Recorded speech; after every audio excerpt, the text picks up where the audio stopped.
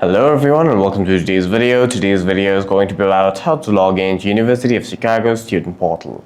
For that, the first thing that you'll have to do is open up Google Chrome or a browser of your choice on your device, and then in the search bar simply type in my UChicago login. That is my UChicago portal or my UChicago login. Tap on the first link, scroll down and then hit my.uchicago.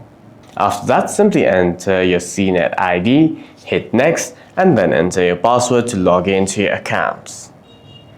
If you haven't claimed your CNetID, you must first claim your CNetID account using the UChicago Claim and CNetID tool. For that, in the search bar, you must enter UNetID Claim. In the search bar, you must enter CNetID UChicago and then tap on the first link saying CNetID. You must scroll down, hit I confirm and I have read the terms and conditions, hit next, enter your ID number, birth date, hit next and follow the rest of the on-screen instructions to first activate your CNetID, after which you can head over to login and log in. For any further questions, please feel free to leave a comment down below.